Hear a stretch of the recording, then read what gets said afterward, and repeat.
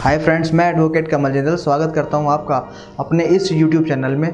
दोस्तों, आज इस वीडियो में मैं आपको बताऊंगा कि यदि आप बिल्डर से फ्लैट लेना चाहते हैं तो आपको किन किन बातों का ध्यान रखना है। यदि आप इन बातों का ध्यान रखेंगे तो आप भविष्य में आने वाली परेशानियों से बच सकते हैं। सबसे पहली इंपॉर्टेंट बात दोस्तों आपको याद रखनी है, जिस प्रॉपर्टी को आप लेना चाहते हैं, जिस फ्लैट को आप लेना चाहते हैं, जिस यूनिट को आप बुक करना चाहते हैं, उस यूनिट के टाइटल डॉक्यूमेंट्स आप अच्छे से चेक कर लें। जी हाँ दोस्तों, आप बिल्डर से कहिए कि जिस प्रॉपर्टी को आप लेना चाहते हैं उस प्रॉपर्टी के कागज़ों की फ़ोटोकॉपी वो आपको दे, और फोटोकॉपी लेने के बाद आप सब रजिस्ट्रार ऑफिस जाइए, जो उस प्रॉपर्टी का संबंधित रिकॉर्ड रखता हो वहाँ जाइए। वहाँ जा कर के आप प्रॉपर्टी का अच्छे से इंस्पेक्शन करें, प्रॉपर्टी के कागज़ों को अच्छे से इंस्पेक्शन करें। इंस्पेक्शन करने से आपको पता लगेगा कि इस प्रॉपर्टी पर कोई लोन नहीं है, इस प्रॉपर्टी पे कोई वाद लंबित किसी कोर्ट में नहीं है, कोई स्टे इस प्रॉपर्टी पे नहीं है, यह प्रॉपर्टी पूरी तरह से भार मुक्त है।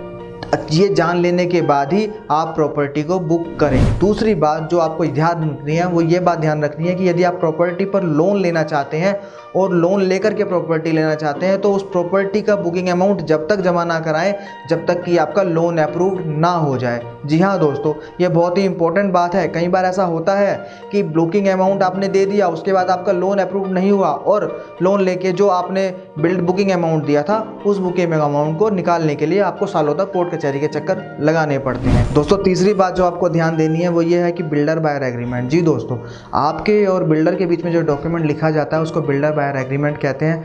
बिल्डर बायर एग्रीमेंट एक ऐसा दस्तावेज है जिसके आधार पर वो शर्तें तय होती हैं कि किन किन शर्तों पे बिल्डर आपको पोजीशन देगा प्रॉपर्टी का और किस हिसाब से आपको उस बिल्डर को पेमेंट करनी है। दोस्तों, बिल्डर बायर एग्रीमेंट की सभी शर्तों को पढ़कर साइन करें। दो बात जो इंपॉर्टेंट बिल्डर बायर एग्रीमेंट में आपको देखनी है, पहली कब्जे की तारीख। जी हाँ दोस्तों, वो तारीख जिस डेट को बिल्डर आपको कब्जा देगा। दूसरी बात ये कि यदि बिल्डर उस तारीख को कब्जा देने में फेल हो जाता है तो आपके पास क्या रेमेडी अवेलेबल है। जी हाँ दोस्तों, अपने पैसे को वापस लेने के लिए या उस प्रॉपर्टी को कब्जा लेने के लिए आपके पास क्या रेमेडी अवेलेबल है, ये बात बिल्डर बायर एग्रीमेंट में ज़रूर होनी चाहिए।